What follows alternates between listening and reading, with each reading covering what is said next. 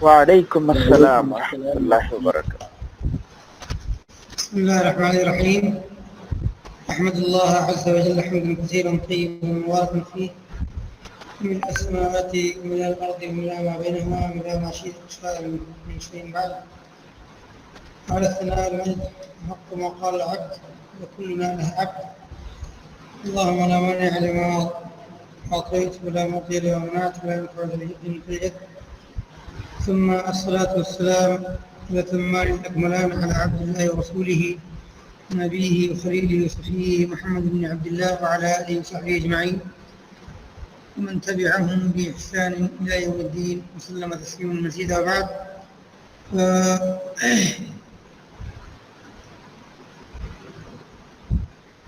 نريد أحد منكم أو دعونا نسمي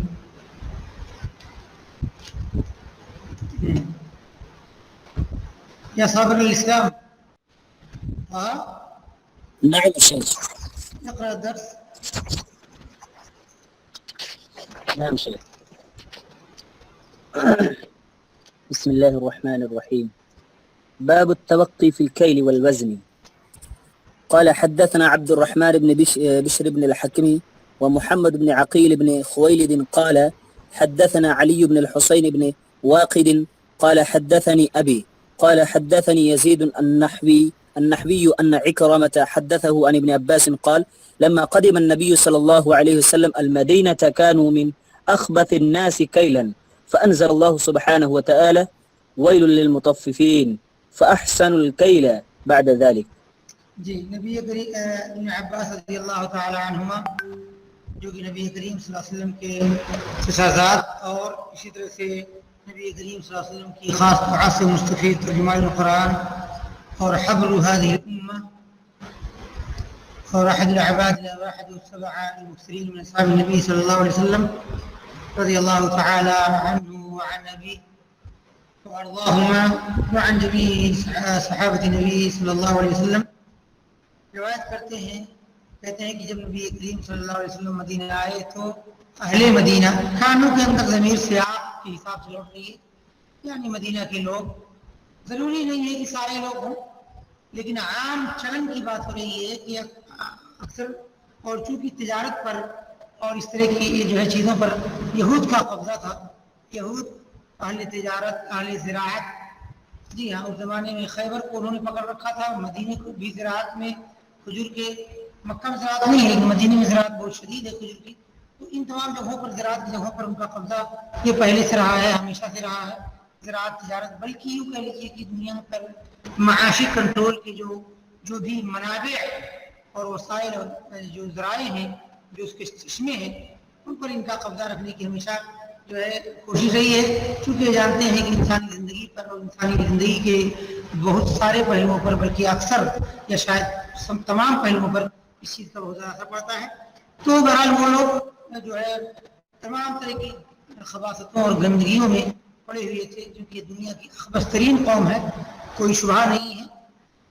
اور ہاں، اس کا انکار نہیں کہ ان میں سے کچھ مومن، کچھ نبی کریم صلی اللہ علیہ وسلم پر ایمان لائے کچھ بعض زمانوں میں، لیکن عمومی طور پر یہ خبیث ترین قوم ہے، اور دنیا کے اندر تمام تر پریشانیوں کے پیچھے اللہ کی تقدیر اور پھر جو ہے شیطان اور اس کے چیلوں کی کارکردگی کو دیکھا جائے، شیطان کے چیلوں میں، انسانی چیلوں میں سے سب سے بڑے یہودی ہیں، یہ تقریباً دنیا میں پائی جانے والی تمام دینی جو ہے پریشانیاں اور دنیاوی ہی پریشانیوں کے پیچھے یہی ہے.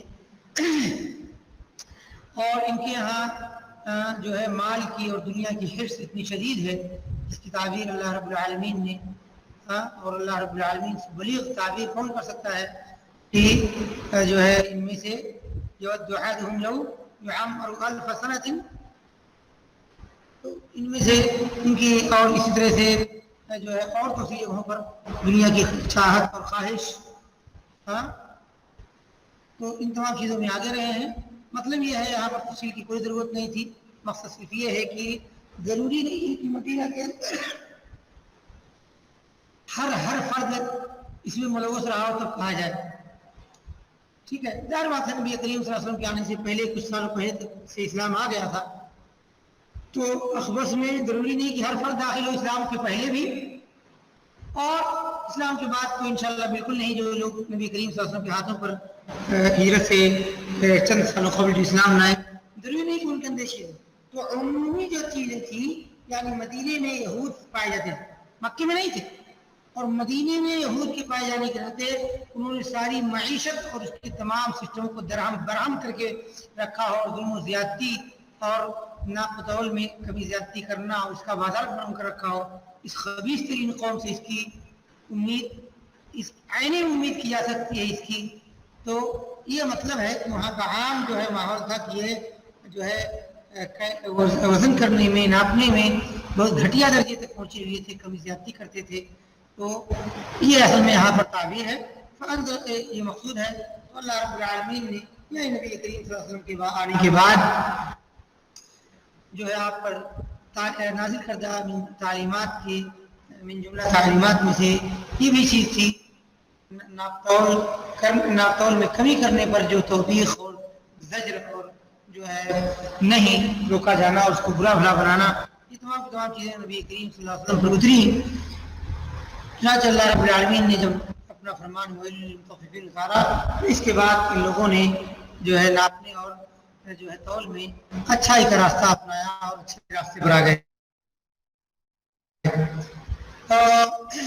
ظاہر بات ہے جو ہے اس طرح کی حدیث, یہ ظاہر ہے کہ اس حدیث میں کچھ نہ کچھ پریشانیاں ہوں گی, یعنی ایسے راوی ہیں جو بہرحال مختلف ہی ہیں, لیکن البانی صاحب رحمۃ اللہ علیہ نے اس کو حسن قرار دیا ہے, اور اس کے معنی میں ایسی کوئی بات نہیں اس کے ناطے سے بوزا رکا جائے, چاہے ہم اس بات کو ضعیف کہیں یا جو ہے صحیح کہیں.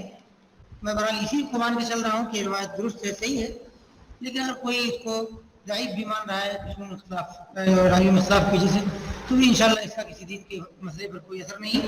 اور ناپ تول میں کمی کرنا یہ شریعت میں مقبوض ہے, حرام ہے, اور اس کی بہت ساری ادلہ قرآن کریم میں موجود ہیں. بلکہ ایک قوم کا اسی وجہ سے برباد کر دیا جانا اور پوری صورت کا متففین نام ہونا, متففین کا مطلب ہی جو لوگ ناپ تول میں کمی کیا کرتے ہیں, میں سمجھتا ہوں کافی ہے. اور اس کے علاوہ دوسری روایتیں بھی, جہاں اس روایت کے صحیح اور ضعیف ہونے میں بہت بڑا مسئلہ نہیں, مگر ہم نے صرف اس کو اس لیے لیا ہے کہ ناپ تول کا تعلق کتاب تجارات سے ہے, اور اسلام نے شریعت نے اس کو جو ہے غلط قرار دیا ہے, اور اس کی دوسری دلیلیں بھی موجود ہیں. لہٰذا ناپ تول میں کمی کرنا یہ جائز نہیں ہے.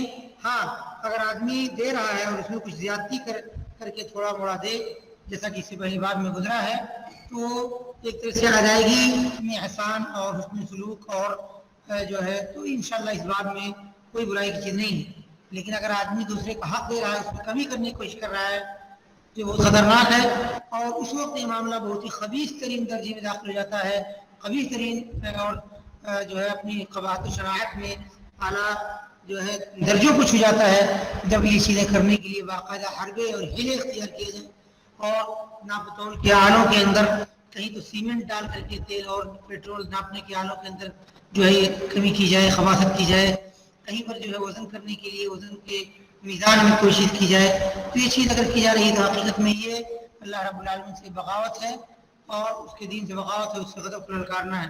لہٰذا یہ چیز بہت ہی اہم ہے, اور ہمیں ضرورت ہے کہ ہم اپنے درمیان اپنے معاشرے میں اس سے متعلق خاص طور سے گاؤں میں جو ابھی تک بہت ساری جگہوں پر چل رہا ہے کہ سیر یا سیری جو کہتے ہیں, میں نہیں جانتا اس کا اردو میں کیا مطلب ہو سکتا ہے, تو اس طرح کی چیزیں استعمال کی جا رہی ہیں. ان جگہوں پر اگر کیا نام ہے, جیسے مان لیجیے کہ بھائی جاؤ بچی کو بھیج دیا کہ جاؤ فلاں کے گھر سے آٹا لے آؤ ایک سے ہی, اور ایک سے ہی ناپنے کے بجائے تھوڑا کم کر دیا کہ میں اس کے بدلے ایک سے ہی پا جاؤں گی. اگر اس طرح کی چیزیں ہیں تو حقیقت میں بہت شدید ضرورت ہے کہ ہم لوگوں کے دلوں کو اپیل کریں اور لوگوں کو اس برائی سے بچائیں, کیونکہ اس برائی کی شناعت و قباحت اور جو ہے خطرناکی کے لیے چیز کافی ہے کہ اللہ رب العالمین نے قوم کو اسی کے ناطے برباد کر دیا, کیونکہ یہاں پائی جانے والی برائیوں میں سے شاید شرک کے بعد انتہائی جو ہے شناعت کی اور قباحت والی جو برائی قرآن نے بیان کی ہے وہ یہی تھی. طيب, تو اس باب میں جو ہے وزن اور خیل اور وزن میں ناپنے اور تولنے میں احتیاط کرنا اور اس طرح کی جو ہے کمی سے بچنا, اس پر یہ چیز دلیل ہے. اور یہاں سے یہ بات بھی پتہ چلتا ہے, اس مسئلہ بھی نکلتا ہے کہ مدینے کے اندر یہ چیز شدت کے ساتھ پائی جاتی ہے نبی کریم صلی اللہ علیہ وسلم کو مدینہ تشریف لانے سے پہلے.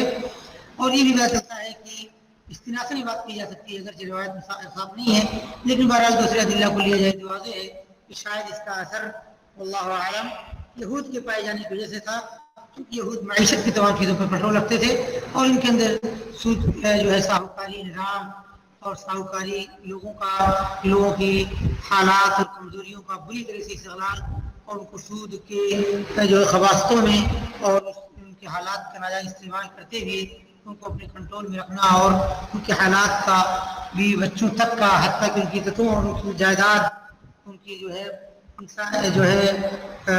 کی اقدار اور عزتوں سے کھیلنے تک نوبت پہنچتی تھی اسی کنٹرول کے ذریعے. تو یہ خبیث یہاں پر موجود تھے ان کے قبائل، اور آپ جانتے ہیں کہ بیروکا اور دوسری یعنی معیشت کی اور کسی بھی ماحول میں اوپر بنے رہنے کے لیے جن چیزوں پر کنٹرول کی ضرورت ہوتی ہے یہ قوم اس چیز کے اندر بہت آگے ہے. ہاں اس خباثت میں بہت زیادہ آگے ہے. معروف ہے یہ چیز جہاں بھی رہے ہیں، چاہے وہ فلسطین کا مقدس ایریا ہو، اللہ رب العالمین اس خطے کو آزاد کرا کر کے اور ہمیں وہاں پر صلاۃ ادا کرنے کی توفیق دے کر کے اللہ رب العالمین ہمارے دلوں کو اور ہماری آنکھوں کو ٹھنڈک پہنچائے. وہاں پر ہو یا کوئی اور جگہ ہو، جہاں پر بھی خیبر کا ایریا ہو نبی کریم صلی اللہ علیہ وسلم کے زمانے میں. اور ایک بات کہنا چاہوں گا یہاں پر، ان کے باپ کی ناجائز اولاد روافض، ان کی بھی حالت یہی ہے. جس دنیا میں بھی جہاں پر بھی ہیں تھوڑی تعداد میں ہیں، لیکن مال کی چیزوں پر، اکنامک کی اہم چیزوں پر یہ مؤثر رہتے ہیں اور اہم جگہوں پر رہتے ہیں، کلیدی جگہوں پر رہتے ہیں. چونکہ یہ چیز ان کو ان کے باپ کے اصل نطفے یعنی عبداللہ بن سبا کی کیا نام ہے کہ اصل سے جہاں سے ان کی اصل جڑتی ہے وہاں سے چیز ملی ہے. خیر، اس کے بعد کا باب ہے باب النہی عن النجش، عن الغش، دھوکے دھڑی سے، خداع سے، دھوکہ دینے سے، فریب دینے سے روکنے کا باب. یہاں پر حدیث ہے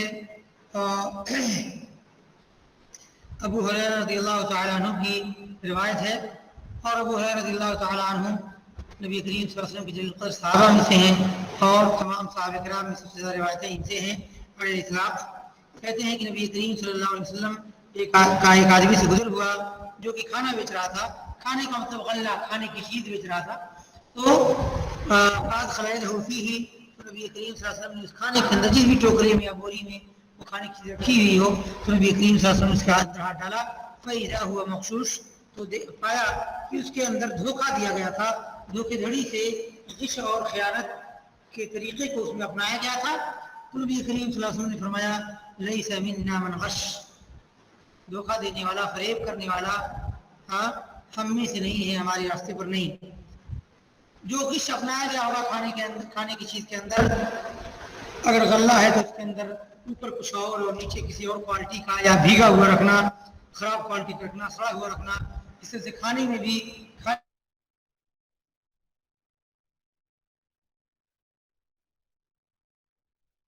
لوگوں کے ہاتھ طرح کے جتنے طریقے ہو سکتے ہیں کھانے اور دانوں کے اندر غش کرنے کے سارے طریقے موجود ہیں. اللہ رب العالمین ہم کو اور سارے مسلمانوں کی اس طرح کی چیزوں سے بچنے کی توفیق دے. کیونکہ حقیقت میں یہ سارا کا سارا اللہ رب العالمین کے دین کی مخالفت، اللہ کی حدود کی تجاوز اور اللہ رب العالمین کی غضب کو للکارنا ہے. اور ان چیزوں کے ناطے سے دل سیاہ ہوتے ہوتے کہیں ایسی جگہ نوبت نہ پہنچ جائے کہ اللہ رب العالمین مواخذہ کر لے دنیا میں اور توبہ کی توفیق چھین لے. اور یہ حدیث دلیل ہے چونکہ اس کے اندر نہیں کا صیغہ ہے، نہیں کا صیغہ نہیں ہے، لیکن دوسری جو ہے دوسری نصوص سے بات کہی جا سکتی ہے کہ جو ہے غش کرنا حرام ہے. اور یہاں اس حدیث کے اندر اگر حرمت کی دلیل نہ بھی کہی جائے تو بھی میرے خیال میں اس کی شدید وعید ہے. بلکہ میں سمجھتا ہوں کہ لیس منا سے اگر استدلال کیا جائے کہ جو ہے حرمت میں تو میں سمجھتا ہوں کوئی اشکال نہیں، اور اسے اگر کہا جائے شاید گناہ کبیرہ ہے تو بھی شاید دور کی بات نہ ہو، کیونکہ نبی کریم صلی اللہ علیہ وسلم کے طریقے پر نہ ہونے اور اسی طرح سے اس کا ایک مطلب خود دین میں سے نہ ہونے، اہل دین میں سے نہ ہونے کی بات کا بھی مطلب نکالا جا سکتا ہے جو اس لفظ کے عموم میں شامل ہے. لہٰذا یہ چیز بہت ہی خطرناک ہے اور یہ انتہائی جو ہے خطرناک گناہ ہے، گناہ عظیم ہے. بلکہ میں نے بتایا کہ اس لفظ سے استدلال کیا جانا ممکن ہے، ممکن میں کہہ رہا ہوں کہ یہ چیز گناہ کبیرہ ہو اور اس کی حرمت میں کوئی شبہ نہیں ہے. چاہے اگر ہم کہیں کہ اس نص سے، حالانکہ اس نص سے بھی بات دی جا سکتی ہے، اگر گناہ کبیرہ پر استدلال ہو سکتا ہے تو حرام ہونے پر کیوں نہیں. لیکن اگر کہیں کہ صراحت نہیں ہے تو دوسری दूसरे नसूस इस बारे में जो भी वारिद होंगे वो इस बारे में काफ़ी हैं इस पर दलील, इसकी हुर्मत पर दलील होने के लिए। इस बात में जो दूसरी रिवायत है जो आपको इसके बाद दिख रही है, हम इसे नहीं पढ़ेंगे। ये रिवायत इंतहाई दर्जे की ज़ईफ़ रिवायत है।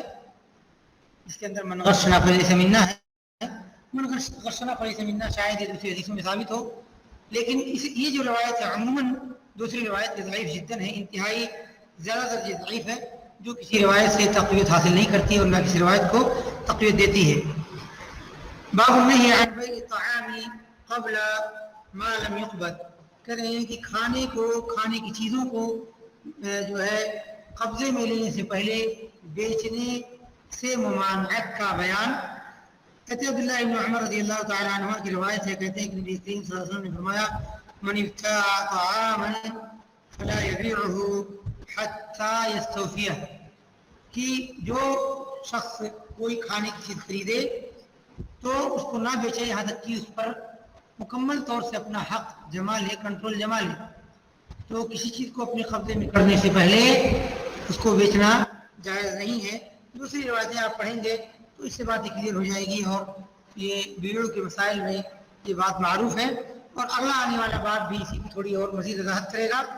ये रिवायत अब्दुल्लाह इब्न उमर कहते हैं उमर ख़त्ताब रज़ियल्लाहु तआला अन्हु के बेटे आदिल अबादिला वाहिद अस्सबअ अल-मुक्सिरीन मिन असहाब नबी सल्लल्लाहु अलैहि वसल्लम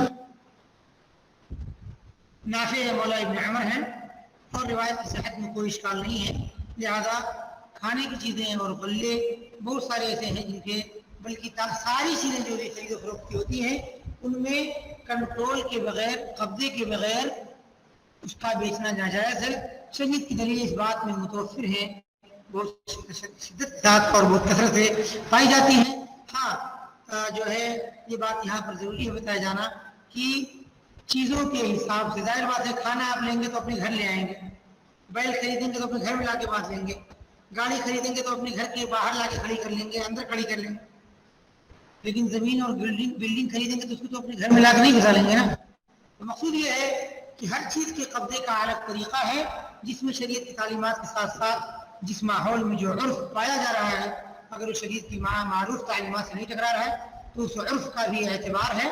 अल-आराफ मुहक्किमा, तो उन तमाम चीज़ों का एतबार करते हुए उर्फ का लिहाज और उर्फ की चीज़ों को लागू करते हुए जो भी चीज़ें कब्जे से मुताल्लिक़ शरीयत और उर्फ की नज़र में ज़रूरी हैं, अगर वो नहीं हो रही हैं तो उनसे पहले दूसरे के हाथ बेचना नाजायज़ है। जवाज़ इस बारे में मुकम्मल तौर से वाज़ेह है और ये चीज़ इसको बहुत ज़्यादा पाई जा रही है।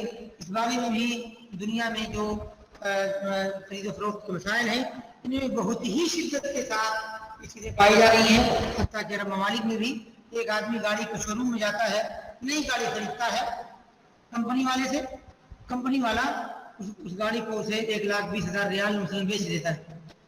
अभी वो गाड़ी वो कंपनी से शोरूम जो है के अंदर आई नहीं है या शोरूम से उसने अभी कंट्रोल में लिया नहीं है, चाबी तक उसके हाथ में नहीं आई है, तो एक तीसरा शख्स आता है और कहता है 1,20,000 के बजाय मैं 1,35,000 दे रहा हूँ तो मुझे गाड़ी में जायज़ ही नहीं है, चूंकि अभी आपका कंट्रोल नहीं हुआ है और उस पर आपका कब्जा नहीं हुआ है। गाड़ी जो कब्जे में लेने की जो भी तरीके हैं, यानी कम से कम गाड़ी आगे खड़ी नहीं होती है तो भी किसी और जगह खड़ी है, मान लीजिए किसी और जो है दुकान में या किसी और जगह छोड़ू, तो भी कम से कम चाबी आपके पास आए, उसके पूरे औराक आए। हाँ, तो इसमें कब्जे की जो भी शक्ल शरीयत में और उर्फ में पाई जाती है उस कंट्रोल और कब्जे के बगैर उस चीज़ को बेचना नाजायज़ है। इसी की दलील आपको इसके बाद वाली बाब में मिलेगा, बाब बैइल मुजाज़फा। हाँ, जुमलतन, हाँ इकट्ठा शक्ल में जो है बेचना, ये भी यहाँ पर माना निकल सकता है। और मुजाज़फा का मतलब जो है गैर मालूम, जी गैर मालूम शक्ल में किसी चीज़ को बेचना। मुजाज़फा का मतलब अटकल पच्छू अंदाज़ा करने वाली चीज़ों को बेचना। ये सारे मानी और शक्लें इसके अंदर दाखिल है। हदीस पढ़ने से आपको वज़ाहत हो जाएगी। क़ाला अब्दुल्लाह बिन उमर रज़ियल्लाहु तआला अन्हु की रिवायत है, कहते हैं कि हम जो है रुकबान से, सवारों से खाना जुज़ाफ़न, हाँ यानी बिला वज़न किए हुए, अंदाज़ा करके इकट्ठा बगैर وزن اور بغیر تول کے اکٹھا جو ہے اندازے سے خرید لیتے تھے. ٹھیک ہے. فنہانا رسول اللہ صلی اللہ علیہ وسلم. بہرحال کچھ چیزوں میں جائز ہے جزافن خریدنا، یعنی بہت زیادہ چاول ہے یا کچھ اور چیزیں ہیں جن میں اندازہ جو ہے مقبول ہے، تو ان چیزوں کو ہم خرید لیتے تھے اندازے کے مطابق. ٹھیک ہے. اور جو ہے تو نبی کریم صلی اللہ علیہ وسلم نے ہمیں منع کیا کہ ہم اس کو بیچیں یہاں تک کہ اس کو اس کی جگہ سے منتقل کر دیں. ٹرک بھرا ہوا مال 120 گولیاں لگی ہوئی ہیں. آپ کی آواز بہت ہلکی آ رہی، بہت. السلام علیکم. وعلیکم السلام ورحمۃ اللہ. السلام ورحمۃ اللہ. جی جی جی ماشاء اللہ.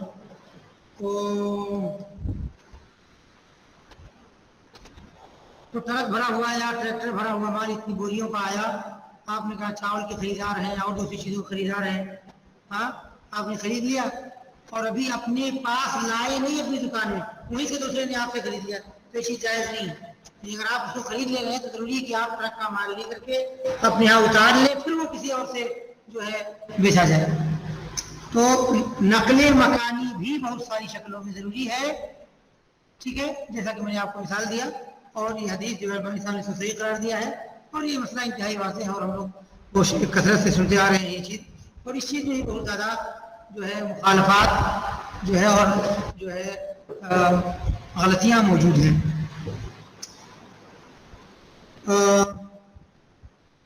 یہی پر اکتفا کرنا پڑے گا کیونکہ شاید ٹائم بچے نا، آپ کی حاضری بھی ہے. ایک بار اور پڑھ لیتے ہیں.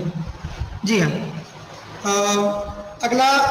اگلی روایت ہے، اگلا باب ہے جس کی ہم آخری روایت پڑھیں گے. باب ما یرجى فی کیل الطعام من البرکہ. کہہ رہے ہیں کہ کھانے کو ناپنے میں جس برکت کی امید کی جاتی ہے اس کا باب.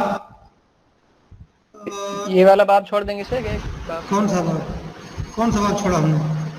باب الاسواق و دخولها. نہیں، یہ تو ہمارے یہاں باب ما یرجى من الطعام فی کیل الطعام من البرکہ کے بعد ہے. جی یہاں پہ پہلے ہے. اچھا، نہیں تو یہ بعد میں ہم رکھتے ہیں انشاءاللہ.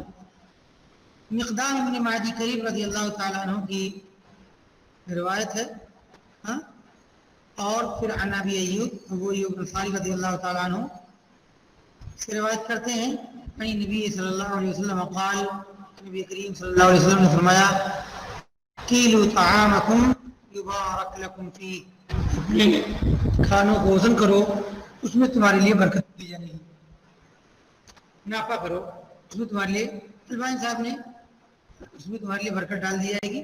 البانی صاحب رحمۃ اللہ علیہ نے صحیح قرار دیا ہے، اور آپ کے حاشیے میں یہ تعلیق میں لکھا ہوا ہے کہ یہ جو ہے حدیث صحیح بخاری کے اندر ہے اصل، یعنی اصل حدیث، مین حدیث. بقیہ ابن ولید جو ہے اس کے اندر راوی یہ مدلس ہیں، بلکہ تدلیس سے تصفیہ کرنے والے ہیں. اور بحیر ابن سعید جو ہیں ان کے اندر بھی تھوڑا مضاعف والی بات کی گئی ہے، لیکن بہرحال حدیث کے ساتھ کوئی اشکال اور شبہ نہیں ہے. لہذا جو ہے کھانے پینے کی چیزوں کو ایک دوسرے کو یہ دینا ہو تو بھی، اور کیا نام ہے، اور دوسرے حالات میں جو ہے اس کو ناپ کے رکھا جائے، اس کے ذریعے سے اللہ رب العالمین اس میں برکت دیتا ہے. یہ حدیث ہے اور اس کا عام مطلب ہے.